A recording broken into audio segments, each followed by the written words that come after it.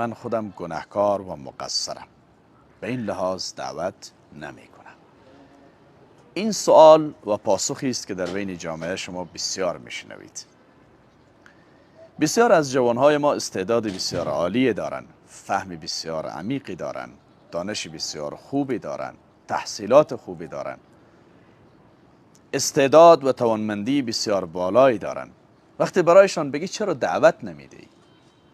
عین قضیه بسیار از خواهران ما، اگر پرسان بکنی که چرا دعوت نمیدهی، میگوید من خودم گناهکار هستم و مقصر هستم، بنابراین دیگران را دعوت نمیدهم تا زمانی که خودم را اصلاح نکرده باشم. این پاسخ است که شما میشنوید. امام ابن رجب حنبلی رحمه الله میفرمایند اگر قرار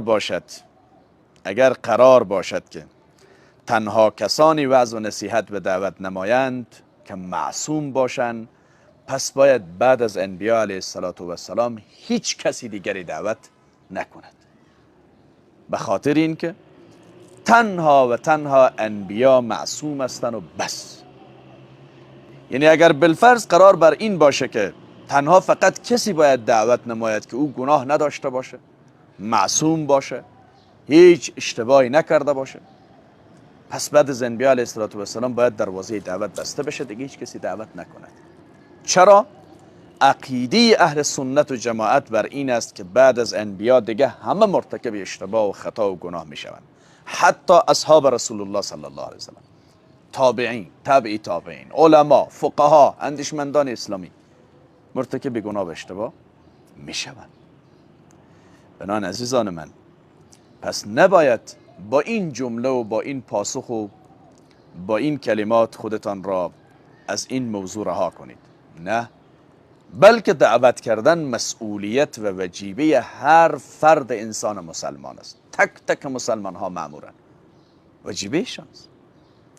ادعو الى سبیل ربک بالحکمة والموعظة الحسنة وجادلهم بالتي هي احسن ولتكن منكم امة يدعون الى الخير كنتم خير امة اخرجت للناس تأمرون بالمعروف وتنهون عن المنكر والمؤمنون والمؤمنات بعضهم اولیاء بعض یا بعضهم من بعض یأمرون بالمعروف و ینهون عن المنکر. همش آیات قرآن است.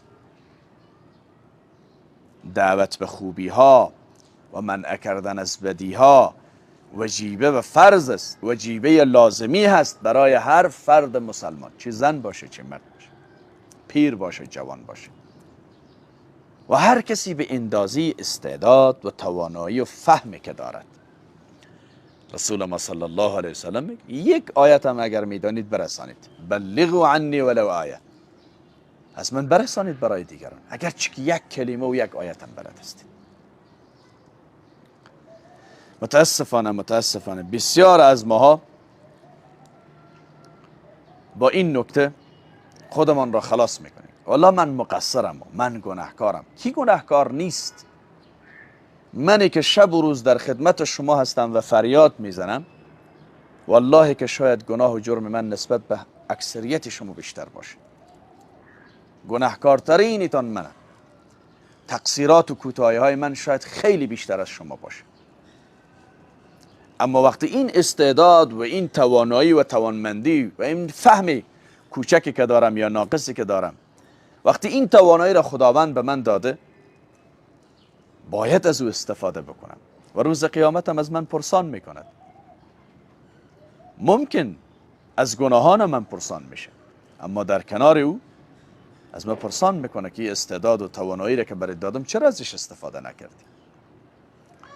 پس جوانان عزیزم، خواهران عزیزی که تحصیلات دارید، درک دارید، فهم دارید، قدرت نطق دارید، فصاحت و بلاغت دارید، توانمندی دارید، می توانید چند نفری را حداقل به اصلاح دعوت بکنید، باید تصمیم بگیرید و اقدام بکنید برای این موضوع.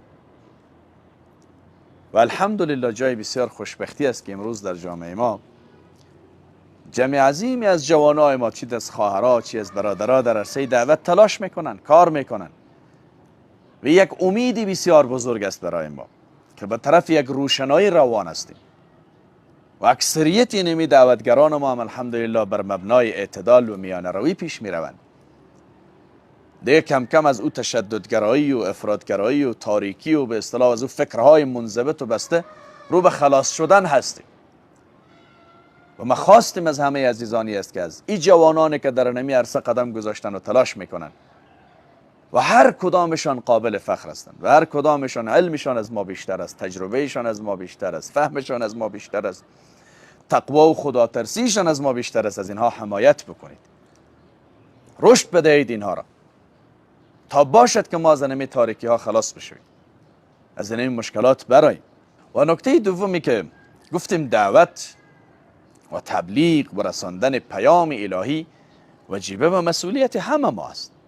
پس هر کسی نظر به تواناییش مسئولیت داره، نظر به فهمی که داره مسئولیت داره، نظر به امکاناتی که برش مساعد است مسئولیت دارد، نظر به زمینه‌ای که برش مساعد است، با زبانهای مختلف. چی زیباست که ما دعوتگران داشته باشیم با کرکترهای مختلف، زبانهای مختلف، لباسهای مختلف. شرط نیست که همیشه فقط دعوت را از طریق منبر از مسجد انجام بدهیم یا به اصطلاح با یک عبا و قبا و با یک لنگی باید دعوت بدهیم. نه، میتواند جوانان عزیز ما با هر کرکتری، با هر لباسی که دارن میتونن دعوتگر باشن. هیچ کسی حق ممانعت ایشان را ندارد. با زبانهای مختلف، با کرکتر و ظاهر مختلف، حتی با فهمها و افکار مختلفی که دارن. شاید همه فکرها با هم موافق نباشه، شاید همه دیدگاه ها با هم موافق نباشه، شاید همه نظریات با هم موافق نباشه. یکی نظرش سختگیرانه تر باشه، یکی نظرش آسانگیرانه تر باشه، یکی فهمش عمیق تر باشه، یکی سطحی تر باشه، یکی تشددگراتر باشه، یکی آسانگیرتر باشه. بنابراین همهشان قابل قدر است و همه ما باید تلاش بکنیم تا این مسئولیت، این وجیبه را انجام بدهیم. و قدر این علما و دعوتگرانتان را بدانید. با وجودی که امروز میبینیم که از هر طرف بر اینها تعرض صورت میگیره، توهین صورت میگیره. یک روز به نام این که والله نمیفهم رشکل است، این سرلوچ است، این جوان است، این نمیفهمه و این درس نخوانده و چنین است و چنان است، فلان علامه و فلان شیخ الحدیث رو ببینید چرا حرف او را گوش نمیکنید، چرا از او پیروی نمیکنید. با شیوه های مختلف تلاش میکنن تا اینها را از رسانه ها و از جامعه حذف کنن، بردارن. اما من یقین دارم، باور دارم که مردم ما امروز به نمو سرحد رسیده که حرف میفهمند، تفکیک میکنن، چه کسی حق میگوید، چه کسی باطل میگوید، چه کسی حرفش درست است و چه کسی حرفش غلط است. الحمدلله ما به نمو سطح جامعه ما رسیده که این تفکیک مردم میتوانند داشته باشند.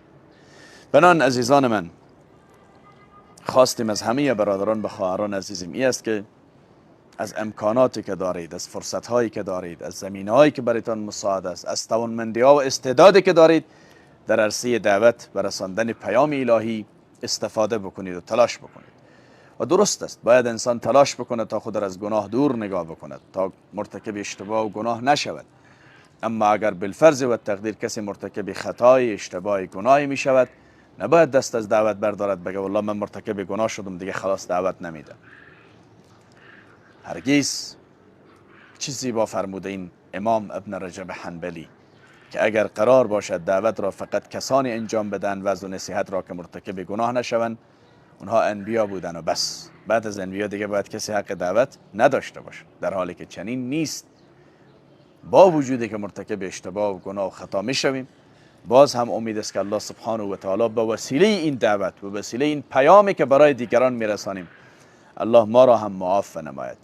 شاید با این پیام و با این برنامه و با این دعوت ده ها صدها نفر به اصطلاح از مسیر انحراف برگرده. شاید تو سبب بشی مشکل هزاران نفر حل بشه. شاید پیام تو و صحبت تو سبب بشه که درد بسیاری ها درمان بشه و مشکل بسیاری ها حل بشه و بسیاری ها از تاریکی به روشنایی سوق پیدا بکنن و جنجال ها و اختلافات خانوادگی بسیاری ها حل بشه. این خودش یک دستاورد و یک خدمت بزرگ است برای دین و برای امت اسلامی. الله سبحانه و تعالی از همه ما و شما بپذیرد. موفق و مؤید باشین. السلام علیکم و رحمت الله.